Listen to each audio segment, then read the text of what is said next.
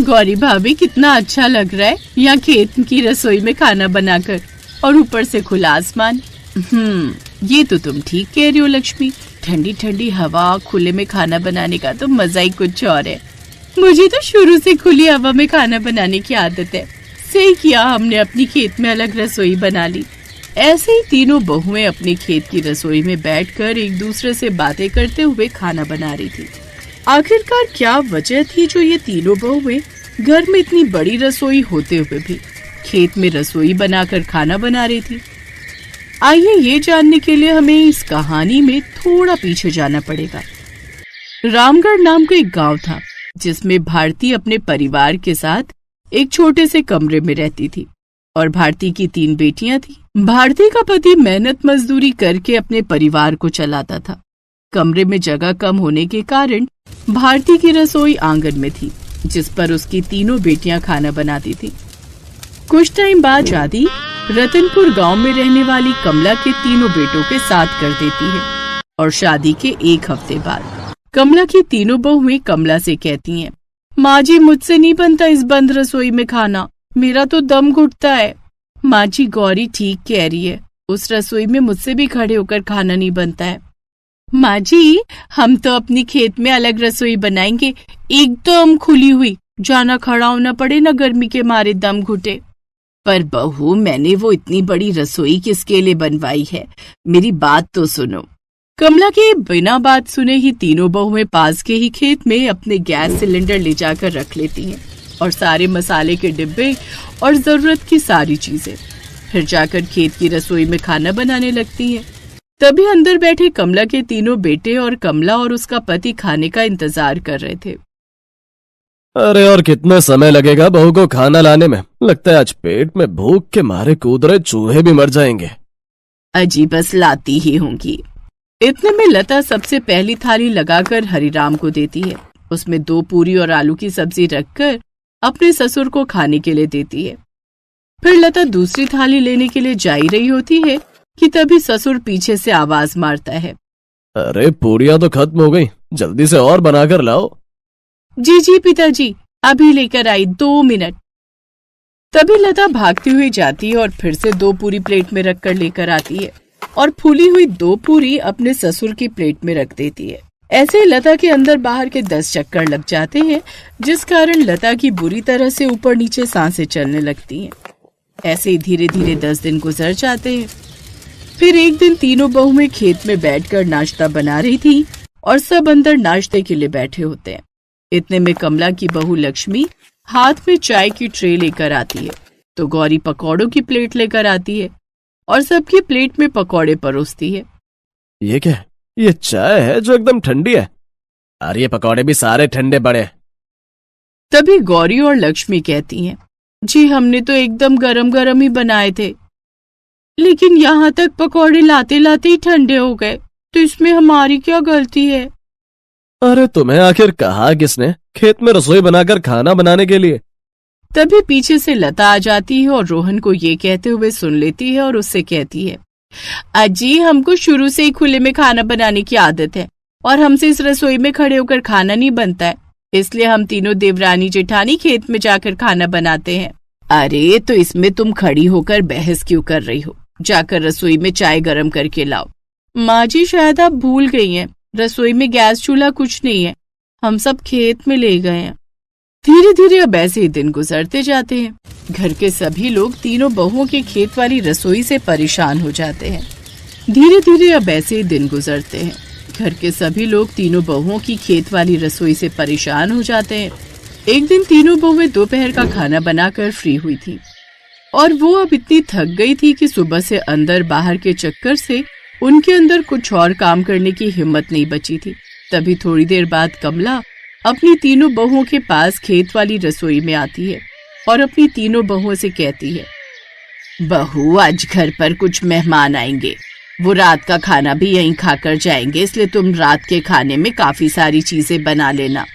ये कहकर सास वहां से चली जाती है। हे भगवान, ये ससुराल वाले तो हम 3 बहुओं की रेल बनाकर ही छोड़ेंगे। हमने खेत में रसोई क्या बना ली, हमें परेशान ही करने पर लग गए सबके सब। अरे मेहमानों को आज ही आना था क्या? और कितना परेशान करेंगे ये हमें। थोड़ी देर बाद ही रात होने लगती है। तभी तीनों बहुएं मेहमानों के लिए रात का खाना बनाने लगती हैं।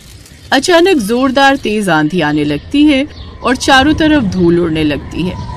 साथ ही नीचे गिरे पड़े सारे पत्ते भी उड़ने लगते हैं। तभी लता अपनी देवरानी से कहती है, लक्ष्मी जल्दी से सारा खाना ढक दो, नहीं तो सारे खाने में मिट्टी उड़कर चली जाएगी। लक्ष्मी आंधी में अपनी आंखों को बंद करती हुई सारे खाने को प्लेट से ढक देती है, पर इतनी तेज आंधी में प्लेट कहाँ ही रुकने वाली थी। आंधी के तेज झोंके से सारी ढकी हुई प्लेट कहीं की कहीं जाकर पड़ती है, जिससे सारे खाने में धूल उड़कर भर जाती है। जैसे ही थोड़ी देर बाद आंधी रुक जाती है, तभी तीनों बहुएं अपना बनाया हुआ खाना देखती हैं तो सारा खाना किरकिरा हो रहा था और उसको देखकर तीनों आपस में कहती हैं, हे राम, ये तो सारा खाना किरकिरा हो गया है, हमें दोबारा खाना बनाना पड़ेगा। जेठानी जी, मेरी तो अब हिम्मत भी नहीं हो रही है कि मैं दोबारा खाना बना लूं। सुबह से तो अंदर बाहर में थक गई और अब जैसे तैसे खाना बनाया तो वो भी आंधी की वजह से खराब हो गया। ऐसा बोलकर कमला की तीनों बहुएं मेहमानों के लिए फिर से सारा खाना बनाती हैं। थोड़ी देर बाद ही तीनों बहुएं खाने की एक एक चीज घर लेकर जाती हैं और उनका चेहरा थकान के मारे मुरझाया हुआ था। फिर वो मेहमानों को परोसती हैं। इसके बाद सभी लोग खाना खाकर चले जाते हैं, जिनसे सारा खाना भी खत्म हो जाता है। लता, लक्ष्मी, गौरी के लिए खाने के लिए कुछ भी नहीं बचता। तभी कमला कहती है, अरे तुम तीनों के लिए तो खाना ही नहीं बचा है, अब फिर से तुम तीनों को अपनी खेत वाली रसोई में जाना पड़ेगा। तभी तीनों बहुएं एकदम से कहती हैं, अरे हमारे बस की नहीं है अब और खाना बनाना, हम तो भूखे ही सो जाएंगे। और नहीं तो क्या, सुबह से चक्कर लगाते लगाते पैरों में सूजन भी आ गई है। अरे तो हमने थोड़ी कहा था कि तुम खेत में जाकर खाना बनाओ, घर में अच्छी खासी रसोई है उसमें बनाओ, फिर खुद भी आराम से खाओ और हमें भी आराम से खाने दो, जिससे तुम्हें भी कोई परेशानी नहीं होगी। तभी गौरी उदास मन से कहती है, हम तीनों अच्छे से जानते हैं आप सभी को हमारी खेतों की रसोई रास नहीं आती, इसीलिए आप हमारी रसोई वहाँ से हटवाना चाहते हैं। अरे तुम लोग क्यों आपस में बहस करने में लगे हो? मैंने तीनों बहुओं को समझा कर देख लिया, पर मेरी नहीं सुनी किसी ने भी। और वैसे भी अगर बहुओं को खेत में खाना बनाना अच्छा लगता है तो खेत की रसोई में ही खाना बनाने दो। कमला की बात सुनकर तीनों बहुएं सोने के लिए अपने अपने कमरे में चली आती हैं और फिर ऐसे ही धीरे धीरे तीनों बहुओं को अपने खेत की रसोई में खाना बनाने में दिक्कत आने लगी। ऐसे एक दिन फिर से तीनों बहुएं खेत में खाना बना रही थी। फिर तीनों किसी काम के लिए घर के अंदर जाती हैं और जैसे ही कुछ देर बाद बाहर आती हैं, ये भगवान, ये क्या, सारा खाना कबूतरों और चिड़ियों ने चोंच मार मार कर खराब कर दिया है।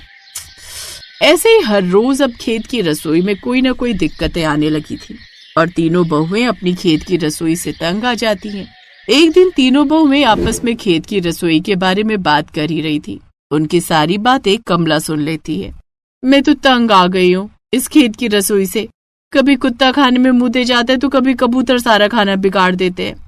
जेठानी जी, मेरे तो अंदर बाहर के इतने चक्कर लग जाते हैं कि फिर खाना खाने का भी मन नहीं करता। बस ऐसा मन करता है कि सो ही जाऊं। अगर हम माँ जी को ये सब बताएंगे तो फिर माँ जी हमें उस बंद रसोई में खाना बनाने के लिए बोल देंगी। अपनी तीनों बहुओं की बात सुनकर कमला का मन परेशान हो जाता है और वो कहती है, बहू, आज से तुम्हें कोई जरूरत नहीं है अब खेत की रसोई में खाना बनाने की। लेकिन माँ जी, हम बंद रसोई में तो बिल्कुल नहीं बनाएंगे खाना।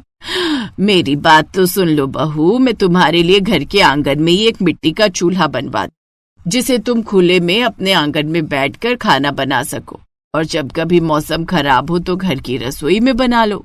आंगन में चूल्हा बनवाने के नाम को सुनकर तीनों बहुओं के चेहरे पर स्माइल आ जाती है और कमला आंगन में ही मिट्टी का चूल्हा बनवा देती है और अब खेत की रसोई घर में ही ट्रांसफर हो जाती है। अब लता, गौरी और लक्ष्मी घर के आंगन में ही बैठकर खुले में खाना बनाती हैं और जब आंधी तूफान आता है तो वो घर की रसोई में गैस पर खाना बना लेती थी और अब उनको कोई अंदर बाहर वाली दिक्कत भी नहीं होती थी, जिससे अब वो सब लोग खुशी खुशी रहने लगते हैं। अदिति, अरे ओ अदिति, आजा बेटा, मैंने आटा गूंद दिया है, तू जल्दी से रोटियां सेक ले, तेरे पापा आते ही होंगे ऑफिस से। क्या माँ, मैं आटा गूंद देती ना, हर रोज रोटियां ही क्यों बनवाती हो मुझसे? ताकि ससुराल जाकर तू नाक ना कटाए हमारी। आटा तो तू बढ़िया गूंथ लेती है, लेकिन रोटियां अब तक गोल नहीं बनती तुझसे। अब रोज बनाएगी तभी तो तेरा हाथ बैठेगा ना बेटा। उफ, बाप रे बाप, रसोई तो उबल रही है माँ। ऊपर से गैस के पास खड़े होकर कितनी सारी रोटियां बनानी है। कितनी सारी? 4 तेरे पापा की, 3 मेरी और 2 तेरी। बस 9 रोटियां ही तो सेकनी है। तो 9 रोटियां क्या कम होती है? अब ना बाबा ना, अभी 2 दिन पहले ही तो मैंने अपना फेशियल करवाया है। अब इतनी गर्मी में गैस के पास खड़ी रहूंगी तो पिंपल आ जाएंगे चेहरे पर। हे मेरे भगवान, ये आजकल की लड़कियों के कितने नाटक हैं। जरा हमसे पूछो, तुम्हारी उम्र में चूल्हे पर एक टाइम की 40-50 रोटियां बनाई है मैंने, जब ससुराल में पूरा परिवार साथ रहता था। हाँ तो आपका ससुराल भी तो कितनी बढ़िया जगह था, मस्त पहाड़ों के बीच, जहाँ कभी गर्मी पड़ती नहीं। ऊपर से स्नोफॉल के मजे अलग से। आहा, कितना मजा आता होगा ना। तुझे ऐसा लगता है तो ठीक है। कल ही तेरी मासी से बात करती हूँ कि वहीं पहाड़ों पर ही ढूंढ ले तेरी ससुराल। अब सच माँ, ये तो एकदम धांसू आइडिया है, लेकिन ये मेरे दिमाग में पहले क्यों नहीं आया? ठीक है, तो फिर तेरा आप आज के आज मासी से बात करो और उनसे बोलो कि ससुराल कैसा भी चलेगा, लेकिन मेन शर्त यह है कि लड़का वहीं का रहने वाला हो और उसका घर एकदम पीक पर, मतलब कि ऊंचाई पर होना चाहिए, जहाँ जमकर स्नोफॉल होती हो। वाओ, कितना बढ़िया हो जाएगा फिर तो। स्नोफॉल देखने के लिए न छुट्टी लेने की जरूरत और न इस गर्मी से जूझने की टेंशन। चलो माँ, अब आप रोटियां बनाओ, मैं तब तक ये डिसाइड करती हूँ कि शादी के बाद अपनी रिसेप्शन पर मैं क्या पहनूंगी। ये कहकर अदिति हंसते हुए अपने कमरे में चली गई। क्या होगा इस लड़की का, एकदम बावली है। चलो अब रोटियां तो मुझे ही बनानी पड़ेगी। मैडम तो गई अपने पहाड़ी ससुराल के सपने बुनने। अरे कौन जा रहा है ससुराल, तुम या मैं? कम से कम ये तो बता दो। अजी मेरा कोई मन नहीं है, ना अपने ससुराल जाने का और ना ही आपको कहीं भेजने का। वो तो आपकी लाडली है जिसे अब नया फितूर चढ़ा है। कहती है शादी करेगी तो किसी पहाड़ी लड़के से। अब बताओ, ऊंचे पहाड़ पर ससुराल चाहिए इसे। अब आप ही समझाइए इसे कि कितनी दिक्कतें होती है पहाड़ पर, जिनसे हार कर हम यहाँ आ बसे। हमारा वक्त अलग था विभा, लेकिन अब पहाड़ों पर भी काफी तरक्की हो गई है। पहले से बहुत बदल गया है पहाड़ी जीवन। अरे कितना भी बदल गया हो, लेकिन यहाँ जितनी सुविधाएं तो नहीं है ना वहां पर अभी भी। और ये आपके विचार अचानक से कैसे बदल गए? आपके कहने पर ही तो हम अपनी जॉइंट फैमिली छोड़कर यहाँ दिल्ली आए थे। दिल्ली आना हमारी जरूरत भी थी और मजबूरी भी। मुझे यहाँ अच्छी सैलरी ऑफर हो गई थी और तुम वहां परेशान भी थी। और सच कहूं तो ऐसा संयोग भी बन रहा है कि शायद अदिति का ससुराल पहाड़ों पर ही हो जाए। हैं? अब साफ साफ कही ना, क्या बात है? आज लंच के वक्त तिवारी जी से काफी देर बातें हो गई। बातों बातों में अदिति के लिए एक रिश्ता बताने लगे। उनकी रिश्तेदारी में ही है। लड़का सरकारी क्लर्क है, कश्मीर में, एकदम पहाड़ों के बीचों बीच घर लिया है। परिवार भी ज्यादा बड़ा नहीं है, माँ बाप और बस एक बेटा और बेटी। बेटे गिरीश से अपनी अदिति की शादी हो जाएगी और बेटी सुनीता की तो पहले ही शादी हो चुकी है। परिवार तो बढ़िया है, लेकिन कश्मीर, इतनी दूर अदिति को कैसे भेजेंगे जी? तुम चिंता मत करो विभा, ये भगवान का बनाया संयोग ही है कि अदिति को भी पहाड़ों में ससुराल पाने की इच्छा तब हुई जब उसके लिए ये रिश्ता आया। अब ज्यादा मत सोचो और जाकर उससे बात करो। विभा ने जाकर अदिति से बात की और कश्मीर का नाम सुनते ही अदिति ने हाँ कहने में 1 मिनट भी नहीं लगाया। अरे अरे माँ, इसमें सोचने जैसा क्या है? कश्मीर में होगी मेरी ससुराल। आहा, सुनने में कितना अच्छा लग रहा है। आप तो फौरन हाँ कर दो। एक बार ठंडे दिमाग से सोच ले बेटा, मैं पहाड़ों पर रही हूँ, मुझे मालूम है कि कितनी दिक्कतें होती हैं वहां पर। पहाड़ी जगह पर 2-4 दिन घूमकर आने में और पूरी जिंदगी बिताने में बहुत फर्क होता है। ओहो माँ, पापा सही बोलते हैं, आप ना कुछ ज्यादा ही डीप चली जाती हो हर मामले में। मैं बोल रही हूँ ना आपको, आप इस रिश्ते के लिए हाँ कह दो, इससे पहले कि उन्हें कोई और पसंद आ जाए। अरे पर एक बार लड़के की फोटो तो मंगवा ले। उसकी भी कोई जरूरत नहीं है माँ, पापा ने देखा तो है ना फोटो। अगर उन्हें पसंद है तो मुझे भी पसंद है। और वैसे भी कश्मीर की खूबसूरत वादियों में हमेशा के लिए रहने को मिल जाए, इससे बढ़कर और क्या चाहिए मुझे। अदिति अपनी शादी और ससुराल को लेकर काफी एक्साइटेड थी। फिर कुछ ही महीनों के बाद गिरीश और अदिति की शादी हो गई और अदिति खुशी खुशी अपने ससुराल यानी कि कश्मीर आ गई। लेकिन फिर, अरे अदिति, जाओ बेटा, सबके लिए गरम कहवा बना लाओ। अब मम्मी जी, पर अभी 1 घंटे पहले ही तो सबने एक साथ कॉफी पी थी। ये कश्मीर है बेटा, तुम्हारी दिल्ली नहीं। यहाँ की सर्दी से बचना है तो थोड़ी थोड़ी देर में कुछ गरम पीते रहना पड़ता है। पहले कॉफी पी थी, अब कहवा बना लो। फिर कुछ देर बाद सबके लिए बढ़िया अदरक वाली चाय बना लेना, ठीक है? ये अदिति का ससुराल था, ऊपर से कश्मीर जैसी ठंडी जगह, तो मायके वाले बहाने यहाँ अदिति के काम नहीं आने वाले थे। बेमन से ही सही, पर उसे थोड़ी थोड़ी देर में सबके लिए कुछ न कुछ गरम पीने के लिए बनाना ही पड़ता। ओहो, ये तो बिल्कुल ठंडा हो गया अदिति। अरे, मैं तो तुरंत ही बनाकर लाई थी, इतनी जल्दी ठंडा भी हो गया। हाँ बेटा, यहाँ ऐसा ही होता है। जाओ, सबके लिए दोबारा गरम करके ले आओ, और इस बार केतली में डालकर लाना तो ठंडा नहीं होगा। धीरे धीरे अदिति को पहाड़ी जीवन के साइड इफेक्ट्स पता चल रहे थे। पहाड़ों पर रहने का तरीका, खाने पीने का तरीका, सब कुछ उसके मायके से बहुत अलग था। और फिर एक दिन, बड़ी ठंड है, ये लाइट कब तक आएगी जी? लाइट अब गई है तो आराम से ही आएगी। है? ऐसे कैसे? बिना हीटर के तो मेरी हालत खराब हो जाएगी। अच्छा सुनिए ना, हमारे पास इन्वर्टर भी तो है। हाँ है तो सही, लेकिन उसे हम बुरे वक्त के लिए बचा कर रखते हैं, ऐसे थोड़ी मोड़ी ठंड में नहीं चलाते। क्या?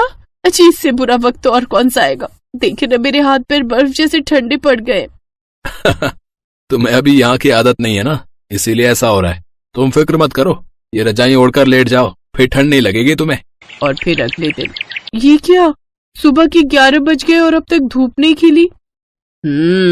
धूप की उम्मीद तो छोड़ ही दो बेटा, ये दिसंबर का महीना है, अब तो सीधा बर्फ गिरेगी। बर्फ गिरने की बात सुनकर अदिति खुश हो गई, क्योंकि उसे शुरू से ही स्नोफॉल बहुत पसंद था। लेकिन फिर जब सच में बर्फबारी हुई तो उसकी हालत पहले से भी खराब हो गई। अदिति, क्या कर रही हो? चलो ना, बाहर कितनी बढ़िया बर्फ गिर रही है। तुम्हें तो कश्मीर का फर्स्ट स्नोफॉल देखना था ना? हाँ, देखना तो था, लेकिन बहुत ठंड है जी। ओहो, मैंने तो ध्यान ही नहीं दिया। स्नोफॉल के दौरान रूम हीटर नहीं चला सकते। पर ऐसा क्यों? क्योंकि स्नोफॉल के टाइम सारे खिड़की दरवाजे बंद रखने पड़ते हैं, और ऐसे में रूम हीटर चलाना खतरनाक हो सकता है, बस इसीलिए। चलो, अब तुम जल्दी से बाहर आओ, सब तुम्हारा वेट कर रहे हैं।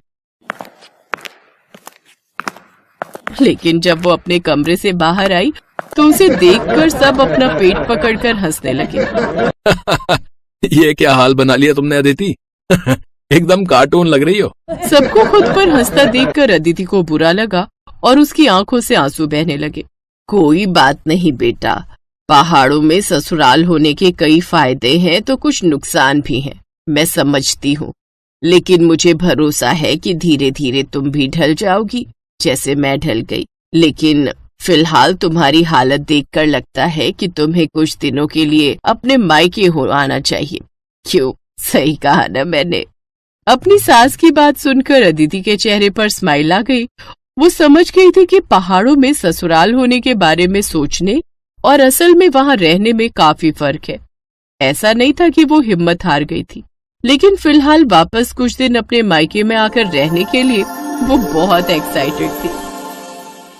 इस वीडियो को लाइक करें, हमारे चैनल को सब्सक्राइब करें, बेल आइकन जरूर प्रेस करें हमारी न्यू वीडियो सबसे पहले देखने के लिए।